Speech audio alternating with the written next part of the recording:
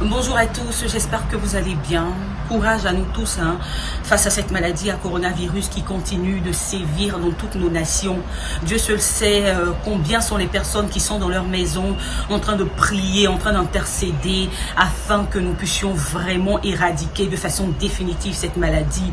Peu importe que nous soyons musulmans, chrétiens, que nous soyons dans tel ou dans tel bord politique, etc.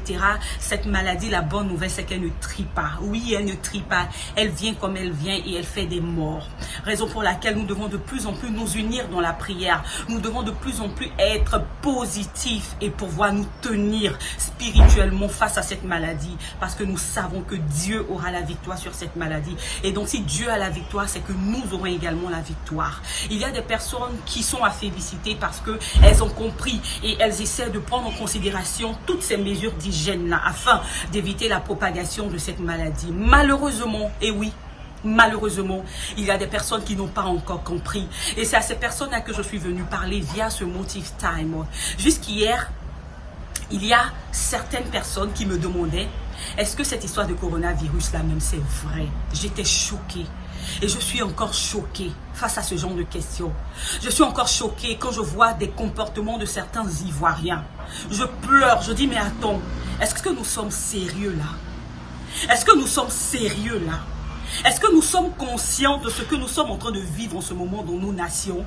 On parle d'une maladie qui vient de n'importe où. On ne sait même pas d'où elle vient. Et du jour au lendemain, elle est en train de faire des morts dans nos nations. On te parle d'une maladie contagieuse. On te parle d'une maladie qui, lorsque toi, tu l'as, tu es capable de la donner à une autre personne qui est dans son coin. On te parle d'une maladie qui tue sans distinction de race ni de religion. Et à côté de cela, on te dit qu'il y a des mesures d'hygiène et de sécurité que tu dois appliquer. Mais qu'est-ce que tu as?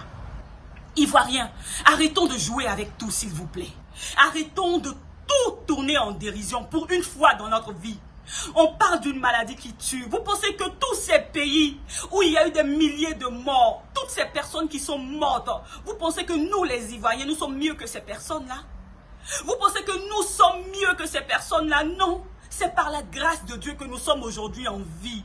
Mais si tu as envie, préserve ta vie et préserve la vie des autres en respectant les mesures d'hygiène et de sécurité. On te dit, lave-toi les mains quotidiennement. Lave-toi les mains avec du savon. On te dit, tous dans un mouchoir à papier, mets-le dans la poubelle ou tous dans le pli du coude. Est-ce qu'on a besoin de faire de longues études pour respecter ces mesures? On te dit, regarde comment ça se fait. Applique tout simplement. Pourquoi nous, les Ivoiriens, nous aimons plaisanter avec tout? À un moment, il faut arrêter quand même. À un moment, il faut arrêter quand même. Pourquoi toujours c'est nous que les gens vont insulter? Ils sont inconscients, les Ivoiriens. Ils sont ceux-ci, les Ivoiriens. Pourquoi? Et le gouvernement a instauré un couvre-feu. Je me rends compte encore qu'il y a des personnes qui ne respectent pas ce couvre-feu. Ivoiriens, où on va? Ivoiriens, pourquoi vous faites ça? Et le pire dans cette maladie-là, c'est que si tu as pris ta maladie-là, tu ne vas pas mourir seul.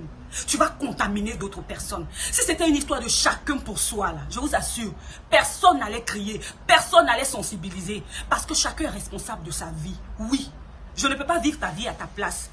Mais le truc, c'est que quand tu vas prendre ta maladie là, tu peux me contaminer, tu peux contaminer ton frère, tu peux contaminer ta soeur. Donc on te dit, reste chez toi, sois discipliné. Union, discipline, travail. N'est-ce pas notre leitmotiv? N'est-ce pas notre identité en tant qu'Ivoirien? Mais dans la pratique là, pourquoi c'est si difficile? S'il vous plaît, arrêtons. Arrêtons. Il y a des personnes qui sont en train de prier. Il y a des personnes qui sont en train de chercher des médicaments. Mais ça sert à quoi? Tout ce que les personnes sont en train de faire si nous ne sommes pas disciplinés. Ça sert à quoi toutes ces prières? Ça sert à quoi toutes ces mesures d'hygiène si nous ne sommes pas disciplinés? S'il y a toujours une catégorie de personnes qui fait tout à sa tête. Que Dieu nous aide, hein? Que Dieu nous aide. Parce que le coronavirus là, ça ne connaît pas. Demain on saura combien de cas. Mais il y va de notre discipline. Il y va de notre respect. J'espère que j'ai parlé à quelqu'un. Oh. J'espère qu'Ivoirien, tu as compris. Et que tu vas t'auto-discipliner.